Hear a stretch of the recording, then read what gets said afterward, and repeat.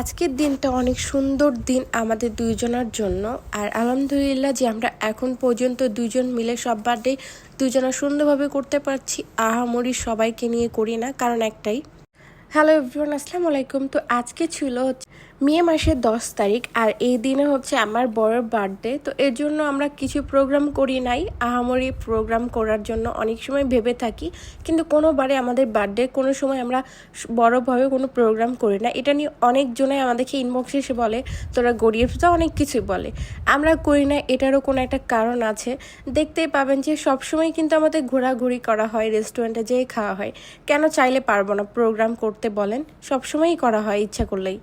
তো যাই হোক, অনেক কিছুই কথা বলবো। তো আগে আমি বলে দিই আমরা কোথায় গেছিলাম। তো আমি যে রেস্টুরেন্টে গেছিলাম, এই রেস্টুরেন্টে গতবারও আমার বার্থডে করেছিলাম, আমার বড়েরও বার্থডে করছিলাম। তো এখানে আসার পরপরই এতগুলো বাইক রাখছে যে ঢোকার মতো কোনো অপশন নাই, ছোট ছোট রাস্তা একদম।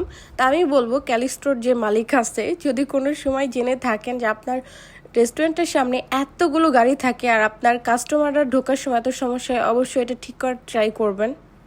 বিশ্বাস করবেন না হয়তো, বা আমার এত বিরক্ত লাগছিল যে কিভাবে ঢুকবো এটা বুঝতে পারছিলাম না, যে কারণে আমি ভিডিও ক্লিপটা নিয়েছিলাম। তো যাই হোক, এদিকে আমরা ঢোকার সাথে সাথে ওয়েট করছিলাম উৎসর এক ছোটো ভাইয়ের জন্য। এদিকে আমার বরকে একটু জ্বালাচ্ছিলাম, ওর হাত চাচ্ছিলাম, কিন্তু আমাকে ফুল দিচ্ছিল। আমি ওকেই চাচ্ছিলাম যে তুমি আমার হাতটা ধরো, হাতে হাত দাও, কিন্তু বুঝতে পারছিল না। এই হাতটা যেন সারা জীবন এভাবে ধরে রাখতে পারি, আর তোমার প্রতিটা বার্থডেতে যেন আমি তোমার পাশে থাকতে পারি। আল্লাহর কাছে এই দোয়াটাই চাইবো। এদিকে ওরা না আসতেই আমরা খাবার অর্ডার করে দিয়েছিলাম, তারপর ওরা চলে আসছে। তো আমরা কিছু খাবার অর্ডার করেছিলাম, এগুলো খাইতে খাইতে অন্য একটা খাবার অর্ডার করার জন্য আমি মেনু কার্ড দেখা শুরু করে দিছি। তো এবার আসি, আমরা প্রোগ্রাম কেন করি না। প্রোগ্রাম করি না কারণ একটাই, যে সবাইকে বলবো দিন শেষে সবাই উল্টাপাল্টা কথাবার্তা বলবে, খাবার ভালো না বা এমক তমক কিছু না কিছু বলবে। আর আমরা খুবই কম সবার সাথে মিশি, সেটারও কারণ আছে। কারণ আমরা যাদের সাথে মিশি তারা আমাদের কাছে এসে অনেক উল্টাপাল্টা কথাবার্তা বলে, কিন্তু দিন শেষে দেখব তারা যে অন্য এক জায়গাতে যেয়ে আমাদের নামে উল্টাপাল্টা কথা বলে। যে কারণে আমরা দুইজন কারোর সাথে মিশি না, ফ্যামিলিও সবার সাথে মিশি। আর ফ্যামিলি যারা থাকে ওদের ভিডিও করা হয় না, সেটার কারণ হচ্ছে তারা ক্যামেরার সামনে আসতে চায় না, এর জন্যই।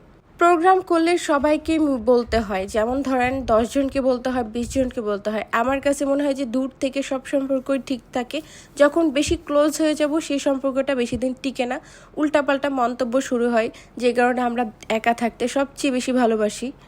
আর যারা বাজে মন্তব্য করে, আমার মনে হয় যে তারা অবশ্যই একটু বুঝে নেবে যে আমি কি কারণে বললাম এগুলো।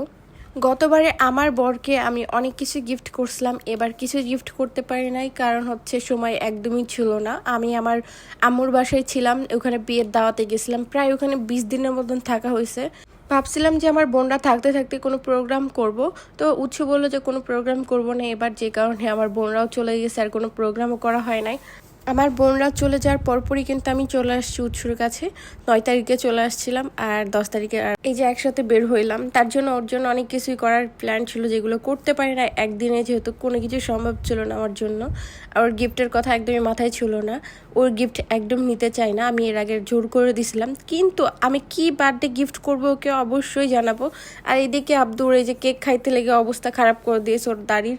আর এটাই ছিল উৎসর ছোট ভাই, আর ওদের দুজনের সম্পর্ক অনেক সুন্দর, আমার ভালোই লাগে। ওরা নাকি অনেক মজা করতো আগে, অনেক গল্প শোনাইতো যে ওরা অনেক জোসভাবে চলাফেরা করতো, মজা করতো। যাই হোক, অনেক ধরনের গল্প আছে ওদের, কোনো এক সময় বলবো নি।